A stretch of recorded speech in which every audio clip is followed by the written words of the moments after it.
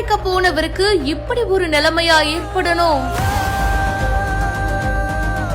இதை யாருமே எதிர்பார்த்திருக்க மாட்டாங்க.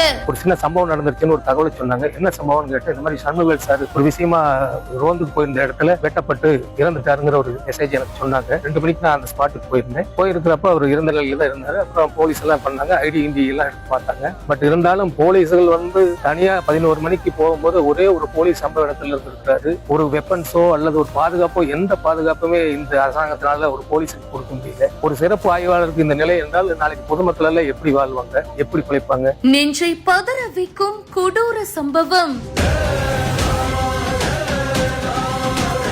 திருப்பூர் மாவட்டம் உடுமலை அடுத்த குடிமங்கலம் அப்படின்ற பகுதியில தனியாருக்கு சொந்தமான ஒரு தோட்டம் இருக்கு. இங்க மூர்த்தி அப்படின்றவரும் அவங்களுடைய மகன்கள் தங்கபாண்டியன், இளைய மகன் மணிகண்டன் அப்படின்றவங்களும் குடும்பத்தோட தங்கி வேலை பண்ணிட்டு இருக்காங்க.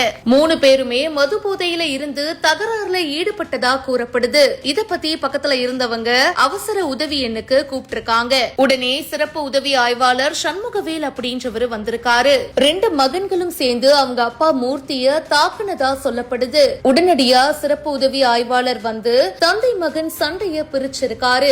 அவங்க அப்பா மூர்த்திய ஆம்புலன்ஸ் மூலியமா அனுப்பி வைக்க ஏற்பாடும் பண்ணிருக்காரு. அதுக்கப்புறமா சாதாரணமா நின்னு 2 பேர்கிட்டயும் பேசிட்டு இருந்திருக்காருங்க. இதுல மறைஞ்சிருந்த மணிகண்டன் திடீர்னு வந்து சிறப்பு உதவி ஆய்வாளரை தாக்கியதா கூறப்படுது. அவரு உயிருக்கு பயந்து தப்பிக்க ஓட ட்ரை பண்ணும்போது அப்பா மூர்த்தியும் அந்த 2 மகன்களும் சேர்ந்து அவரை கொலை பண்ணிட்டாங்க அப்படின்னு சொல்லப்படுது. இந்த சம்பவம் உடனடியா போலீசாருக்கு தெரிவிக்கப்பட்டு இப்போ 3 பேரையும் தேடிட்டு இருக்காங்க. சம்பவம் பத்தி 5 தனிப்படைகள் அமைத்து இப்போ விசாரணையும் போயிட்டு இருக்கு. விசாரிக்க போன காவல் உதவி ஆய்வாளருக்கு இப்படி ஒரு நிலைமையான இந்த சம்பவம் அந்த பகுதியில சோகத்தை ஏற்படுத்தி இருக்கு. இந்த சம்பவத்துல அவங்களுடைய குடும்பத்தினருக்கு 1 கோடி ரூபாய் நிவாரண நிதி வழங்க முதலமைச்சர் உத்தரவிட்டிருக்காரு.